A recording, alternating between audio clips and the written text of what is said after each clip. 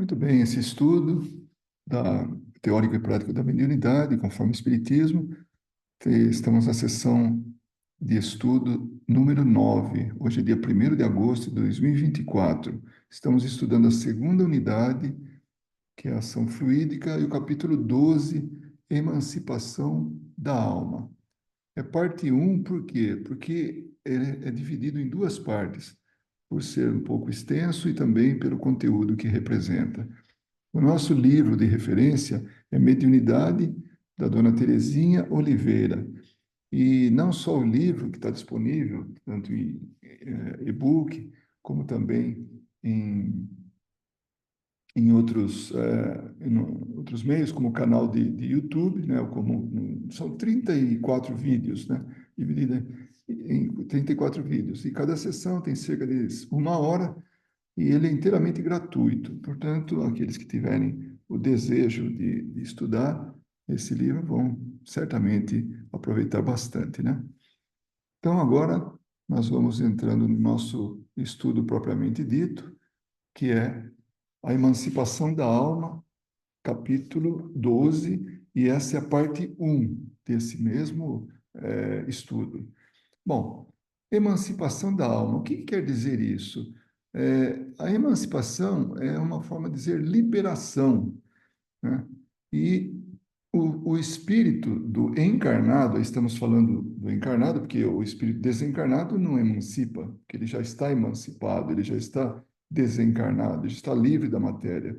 Então, a emancipação é um momento, durante um período em que o espírito se separa do corpo, mas parcialmente. Por quê? Porque ele ainda fica ligado por laços com o corpo físico, senão ele desencarna, né? Então, ele tem nessa condição uma relativa liberdade. Então, ele é parcialmente emancipado, ou seja, liberado, libertado do corpo, né? Porque ele está ligado ao corpo ainda, e ele passa a ter uma liberdade maior. Por isso acontecem percepções e manifestações durante esse tipo de fenômeno, esse tipo de manifestação. Então, conforme o grau parcial, né, conforme o grau da emancipação, o corpo fica com as suas funções diminuídas ou alteradas. Então, é a condição que acaba acontecendo. E isso tem a ver com o médium, esse tipo de fenômeno, né, que dizem, a emancipação. Então, se dá de forma, cada pessoa tem a sua forma de manifestar. A primeira delas é o desdobramento. O que é desdobramento? É exteriorização do perispírito, né? É esse o fenômeno. O que acontece no desdobramento, né? É quando o perispírito se afasta do corpo, né? Então, ele é como se desdobrasse, como se ele se multiplicasse em dois, ou se dividisse em dois, né? Sempre na emancipação, o perispírito está ligado ao corpo. O espírito, o perispírito ao corpo. E quando a gente fala perispírito, é o invólucro, é o corpo do espírito. Então não dá para falar um perispírito longe do espírito, separado do espírito. Não. Ele pode sim, esse conjunto espírito e perispírito, se afastar do corpo, mas nunca entre eles, perispírito e espírito. Não tem como, né? Então, o perispírito, juntamente com o espírito, ele continua ligado ao corpo por cordões fluídicos. Por isso que é permitido, acontece toda a consciência do que está acontecendo ligado ao corpo, né? Que vai passando para o corpo, para o cérebro. E o cérebro vai dando a, assim, a tradução do que ele está vendo. E aí, o que acontece?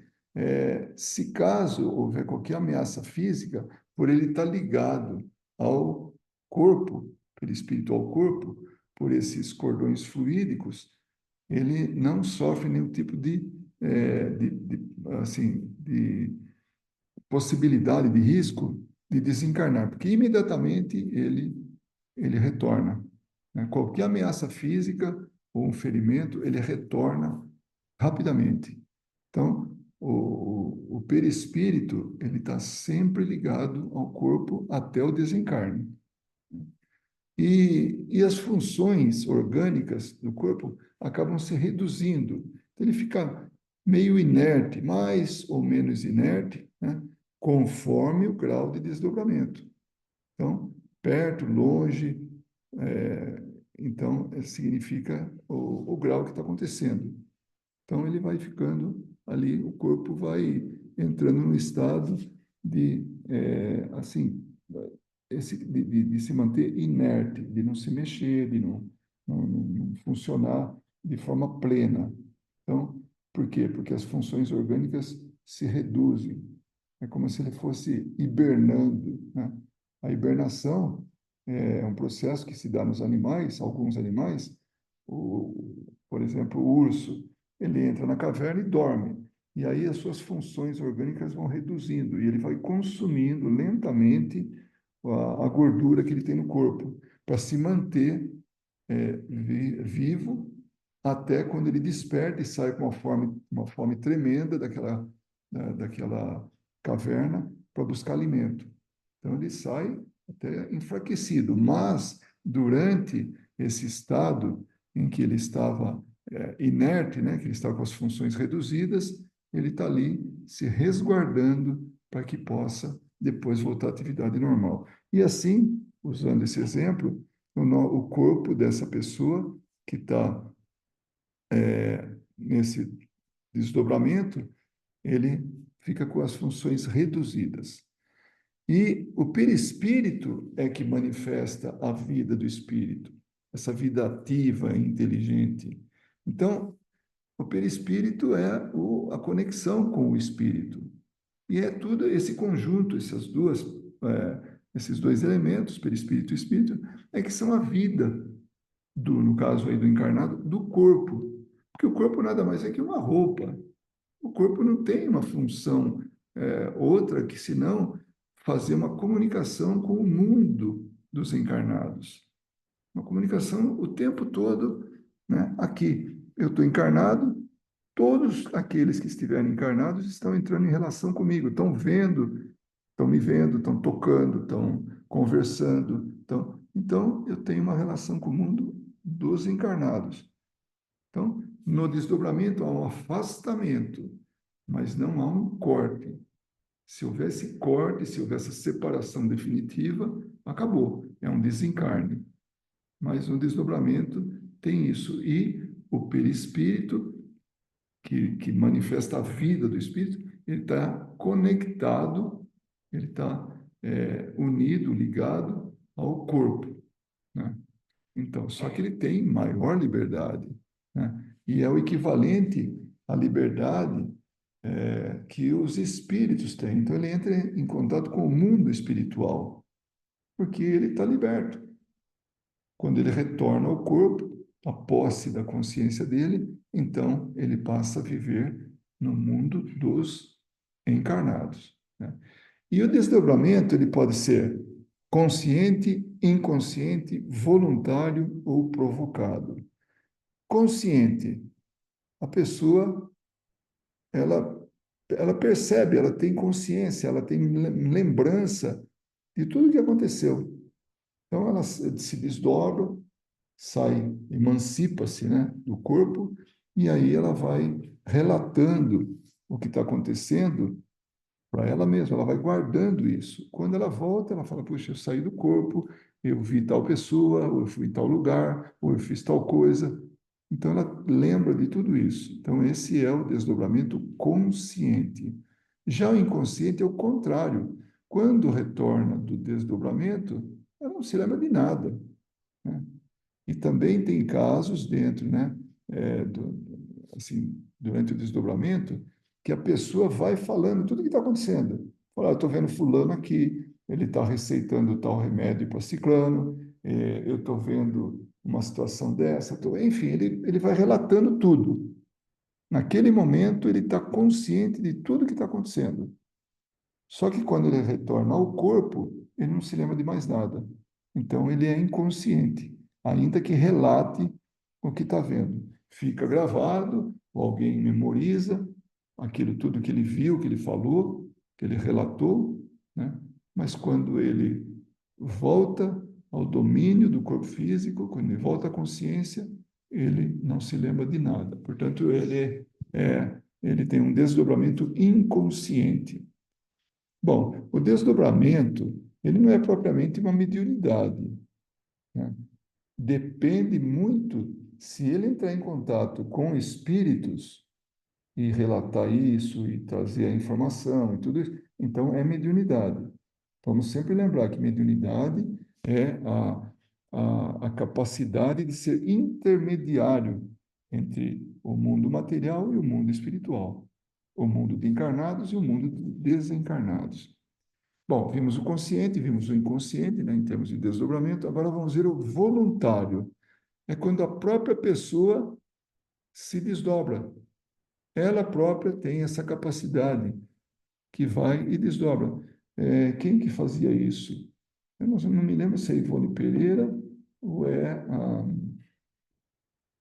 hum, bom, não estou lembrado agora quem que é, mas ela tinha essa capacidade. Mariluza, pode ser.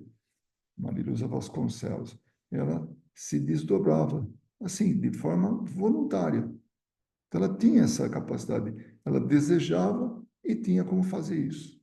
Então, esse é voluntário, né? Agora, não, claro que isso aí, quando a pessoa tem experiência, estudos para isso, tem o bom senso, então ela pode fazer isso. Agora, aquelas pessoas inexperientes ou mal assistidas, ela pode, é, ela pode ter risco nisso aí, né? Então, ele só pode ser feito, no caso voluntário, para quem esteja habilitado, que tenha objetivos elevados, né? E que tenha concordância e auxílio do mentor espiritual. Porque a pessoa pode enveredar por caminhos perigosos. É como se a pessoa tivesse que escolher um caminho no nosso dia a dia, na cidade. Ó, tem um percurso onde você está, ele é muito, ele é iluminado, ele é bem frequentado, ele tem policiamento, né? Tudo isso. Então tem esse caminho. Já o outro caminho para chegar no mesmo local, são os atalhos, tudo, mas você tem risco porque tem assaltantes, tem tem o próprio risco físico, né? De veículos, de equipamentos, enfim, qualquer coisa, animais, né? O que tiver ali oferecendo risco. Então, é isso que ele fala, né? Só pode ser feito por quem esteja habilitado, com objetivos elevados, ou que tenha auxílio do mentor espiritual. Porque, senão, ele pode ter risco sério, né? Quanto à sua integridade física, assim, por tabela, através do seu perispírito. Então, e finalmente temos o provocado. Então, vimos consciente, o inconsciente, voluntário e agora o provocado, né? E esses são provocados, né? São iniciados por agentes, outros que não ele, outros que não seja voluntário, outra maneira que não seja voluntário. Então, pode ser encarnados, pode ser desencarnados, né? Pode ser por processos hipnóticos e magnéticos. Então, nós podemos orientar alguém que possa, que saiba fazer isso, provocar o desdobramento, né? Então, espíritos bons podem provocar desdobramento para finalidades superiores, né? Que ele chama ele dá um exemplo aqui, ela dá um exemplo, que é do livro Os Domínios da Mediunidade, né? Que é de André Luiz, através da mediunidade de Chico Xavier. Então, é no capítulo Desdobramento em Serviço.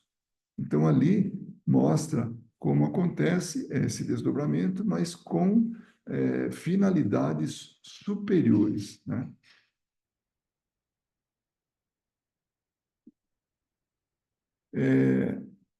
O interessante é que tanto espíritos superiores como espíritos inferiores, obsessores, no caso, podem fazer isso, podem provocar o desdobramento para poder atuar sobre o espírito desse encarnado, né? E quer fazer algum tipo de malefício, obsessão, subjugação, né? E nem sempre espíritos protetores podem impedir, porque muitas vezes, ou nesses casos, a vítima mostra dependência, a vítima mostra afinidade com o obsessor. Então, é possível que um obsessor possa provocar um desdobramento nessa pessoa, no encarnado, porque ele tem um propósito, ele quer atuar esse, é, sobre esse encarnado, né? Através do seu perispírito, né? Bom, depois tem um outro tipo de emancipação chamado de letargia. A gente fala, né, quando, no nosso dia a dia aí, né, a pessoa está letárgica, assim, ela está desligada, né? Está ali a tudo.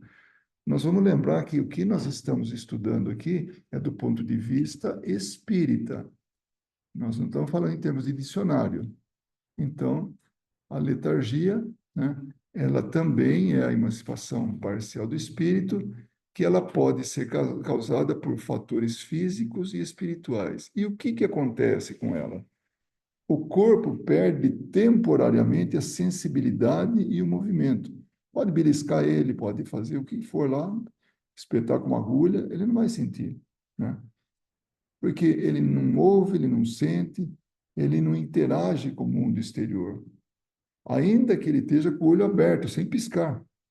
Ele não está vendo nada, ele está alheio a tudo, né? E ele está incapaz da vida consciente, está interagindo aqui com o plano espiritual. Normalmente, o seu corpo fica flácido, há uma diminuição do metabolismo e do ritmo orgânico fisiológico, ou seja, ele também fica naquele estado que a gente viu anteriormente, fica inerte, né? E parece que desencarnou, parece que morreu. Alguns chamam isso de morte aparente, né? Porque parece que desencarnou, parece que morreu, né?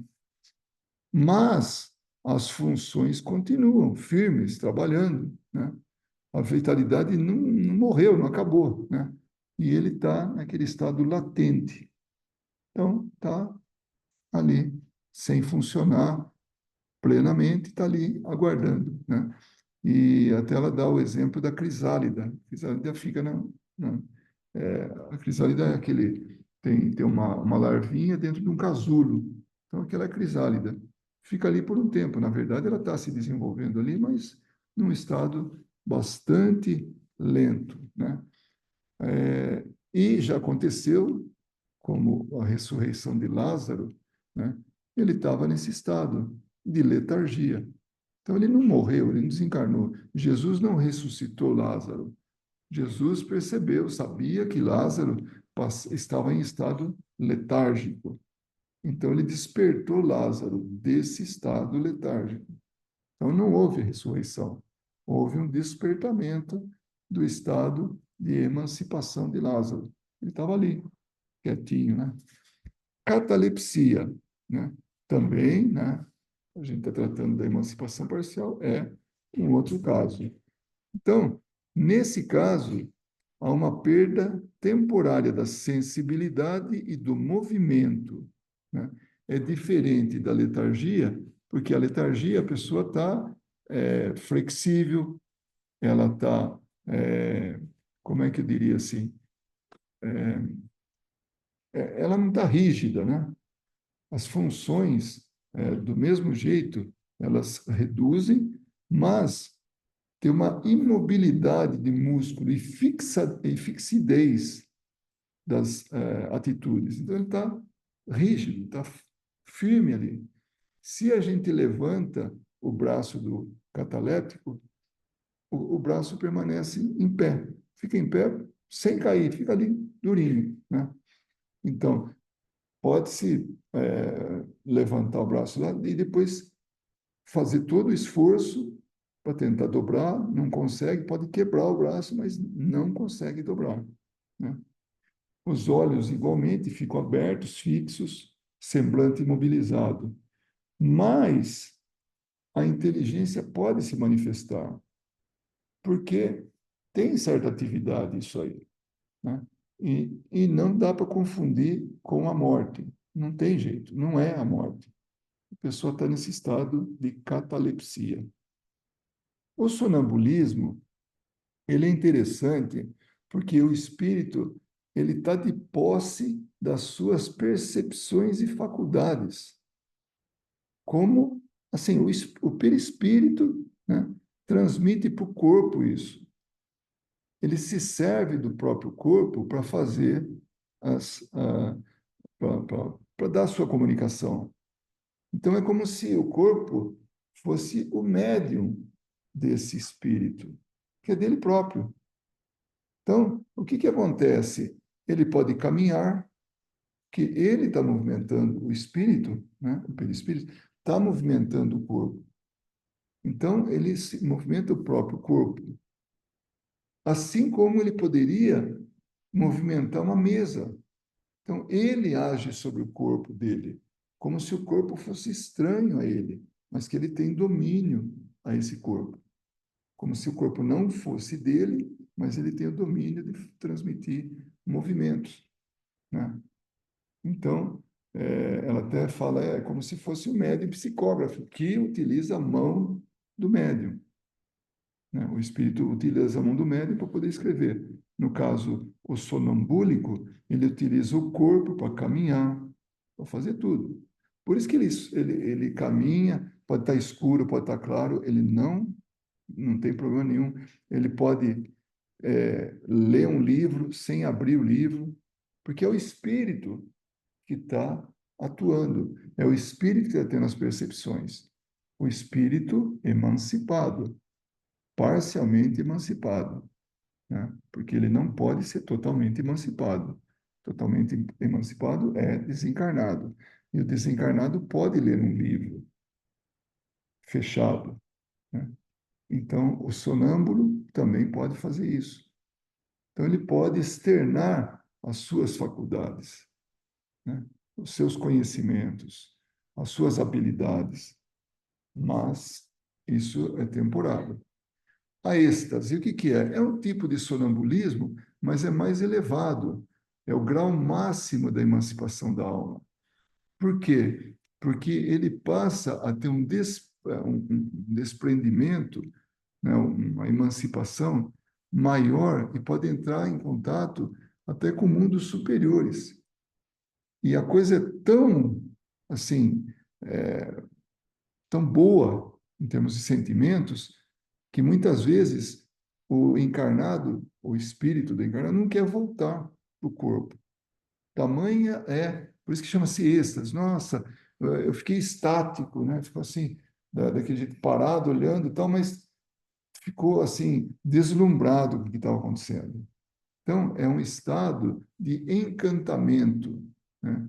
E pode ser prejudicial justamente porque ele não vai querer voltar para o corpo, né? Então, esse é o problema da êxtase, né? Bilocação ou ubiquidade. São duas coisas diferentes, que bi é só dois, ubiquidade é mais do que dois, são vários. O que que é isso? Primeiro, o espírito não se divide. Ele não reparte em dois, três, quatro, não.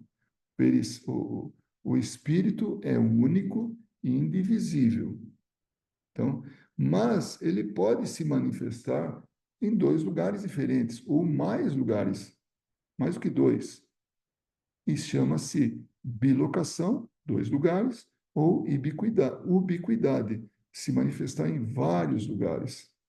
Então, esse é o significado, né? E são coisas, ao mesmo tempo, iguais e diferentes.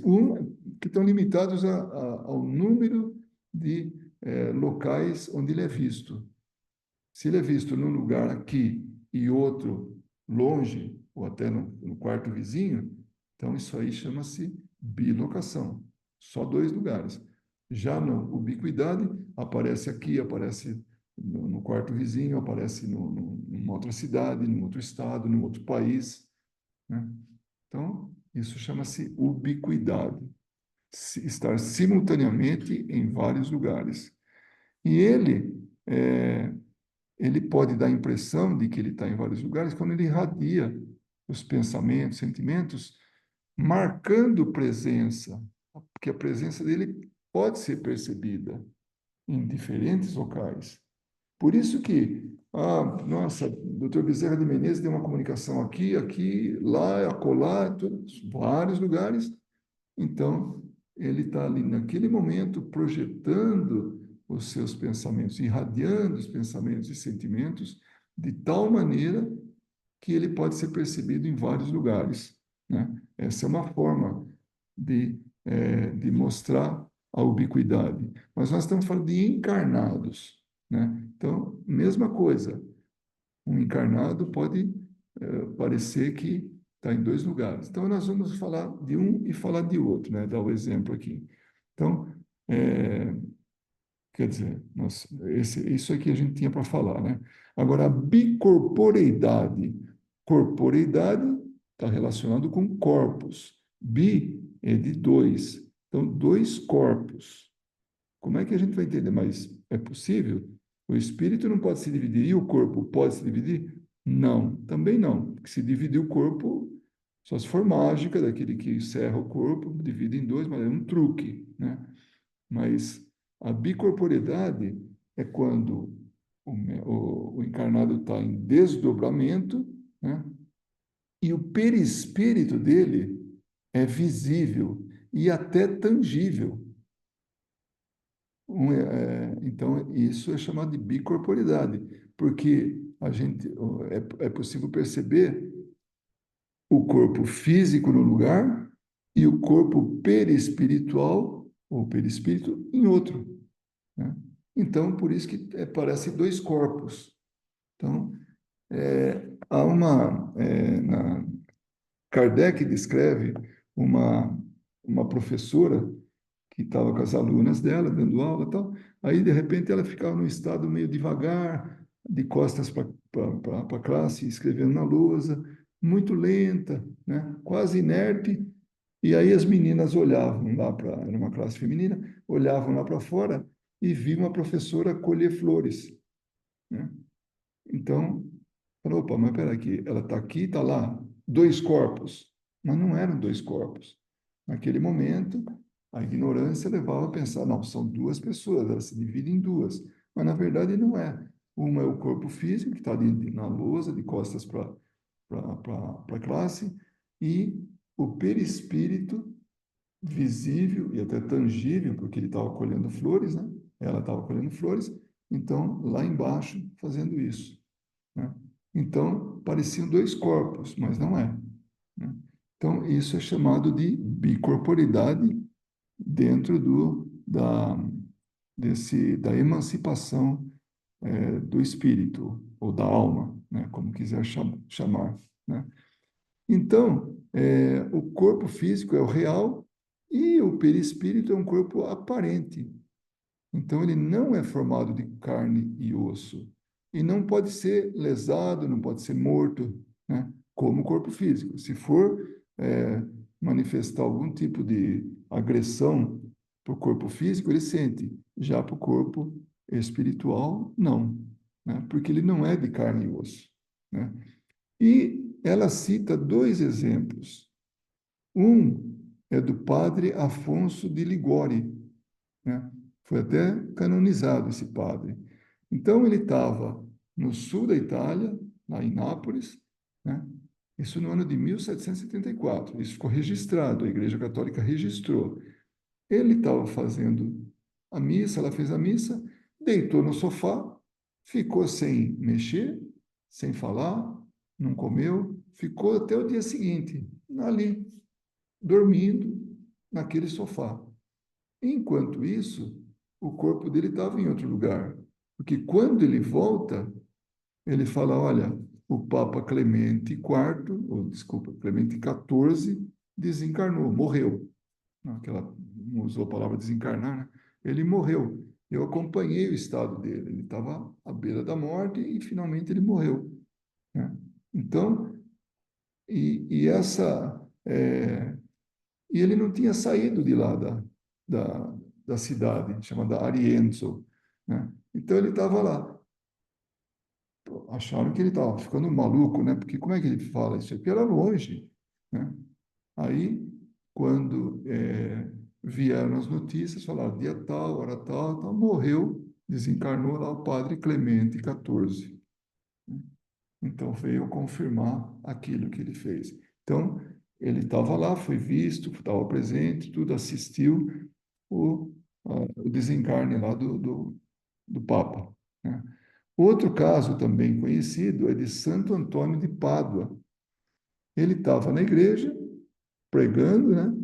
Isso em Limoges, e aí ele se lembrou que ele também tinha que oficializar uma missa numa outra igreja, do outro lado da cidade, no outro extremo da cidade. O que que ele fez? Ele cobriu a cabeça, se ajoelhou, como se estivesse orando lá tal. Nesse momento, ele ficou nesse estado, né, de semi-letargia ali, né, aquele, desculpa, não é letargia não, é, inerte, né, daquele jeito inerte, lá ficou, né, e depois, em alguns minutos, né, ele ficou ali daquele jeito e todo mundo esperou, né, respeitosamente.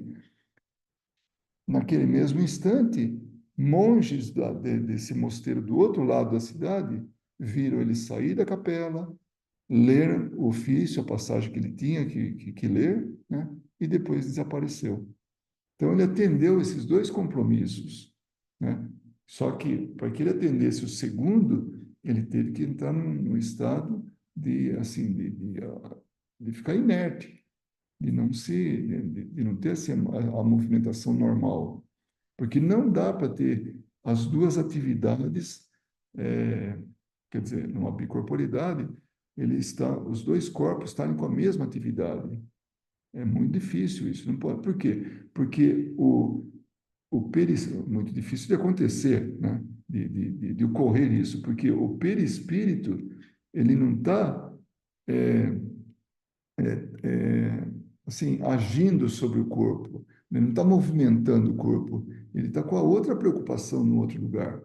Então, o corpo fica como um carro parado. O carro fica parado aqui, o motorista sai andando e vai lá e, de alguma maneira, se apresenta como um carro. Estou usando exemplo só para a gente assim, entender, né? O carro é o corpo físico, né? Então, o carro está parado ali e se apresenta o perispírito, o motorista, né? Na forma do mesmo carro em outro lugar. Então, quem vê fala, nossa, o mesmo carro, a mesma placa, tudo, tá um aqui, nesse lugar, e também num outro lugar. O que não dá para dividir, mas dá para se tornar visível o perispírito, né? Então, foi também registrado. Agora, qualquer que seja o grau, o espírito pode colher as informações, pode estar observando, pode estar memorizando, registrando tudo aquilo lá. Só que tem um alerta aí. Como nós somos imperfeitos, a grande possibilidade é de haver alguma má interpretação, algum engano. Então, por isso, não dá para acreditar em tudo que o Espírito está falando, porque existe uma interpretação no meio de tudo isso aí, que a interpretação é o cérebro do, desse encarnado, né? Então, nessa tradução, ou nessa intermediação, pode haver uma, um erro aí, né? Pode, então, portanto, a gente nem sempre pode dar o crédito nisso aí, né? E, e também, outra coisa que pode acontecer é o espírito se manifestar, porque quando a gente está encarnado, nós esquecemos, a nossa consciência fica embotada pelo corpo, porque é dentro do processo reencarnatório. Nós precisamos deixar de ter a consciência para que a gente possa vivenciar integralmente a experiência reencarnatória. Então, o esquecimento é parte do processo, né? Só que nós não sabemos o que fomos, o nosso nível de inteligência. Às vezes pegamos uma pessoa muito limitada, assim, realmente, aparentemente sem conhecimento nenhum, mas é nessa existência. Ele pode ter sido um gênio, ele pode ter sido uma sumidade, alguém muito importante, mas nessa manifestação dessa encarnação atual, está embotado, está esquecido, está ali dentro, assim, escondido dentro dele, aquela personalidade muito especial. Mas, quando essa pessoa, que agora está aí, tendo essa encarnação medíocre, vamos falar assim, para ser bem objetivo, aí, no estado de emancipação, ele pode externar todo o conhecimento dele, falar de idiomas diferentes, pode demonstrar conhecimentos diferentes, pode ser alguém realmente muito especial, né? Só que, é, enquanto ele está fazendo isso, é ele mesmo. Enquanto ele está falando, o espírito falando, através do próprio corpo, ele está mostrando quem ele é de verdade, com todo o conhecimento, com tudo aquilo que ele sabe. Então, esse é um fenômeno anímico, e nós já vimos isso antes. É do próprio espírito. É ele que está se manifestando, né? E, finalmente, conforme o grau de emancipação, o, o espírito pode dar comunicação através de um médium. Podemos estar aqui num lugar, num país, e num trabalho mediúnico, muito longe, num outro país, o espírito se manifesta e conversa. Mas, de novo, ele pode não se lembrar daquilo que aconteceu, do que foi falado. Aquilo está guardado com ele, como espírito, que pode até se manifestar na consciência dele. Falar, puxa vida, eu fui lá num outro país e conversei com fulano. Eu falei com ele, né? Não precisa nem falar que foi através do médium. Eu falei, eu sei o teor da conversa, sei tudo. Porque ele fez isso, ele falou. E o nome é comunicação de vivos. Isso é muito comum. A gente que trabalha assim, em grupos mediúnicos, atividades mediúnicas, não é raro, é bastante comum, principalmente se nós desejamos trabalhar a benefício desse espírito, então ele vir se manifestar. Ele vem e fala através de um médium. E ele pode estar num outro país, sem nenhum problema, né? Agora, se ele vai se lembrar ou não, isso é outra questão. Mas, normalmente, ele pode falar sim. Então, essa era a nossa sessão de estudos de hoje, que a gente apresentou sobre a emancipação do espírito, né? Que é essa possibilidade da gente temporariamente se afastar do espírito, né? Desculpa, do corpo. Então, esse era o nosso trabalho de hoje, e na próxima sessão de estudos nós vamos estar estudando a mesma coisa, né? A emancipação da alma, só que a parte 2, dando continuidade a ela. Então, eu agradeço essa a, a atenção, e a gente dá continuidade para a nossa sessão de estudos na próxima, proximamente. Muito obrigado e até lá.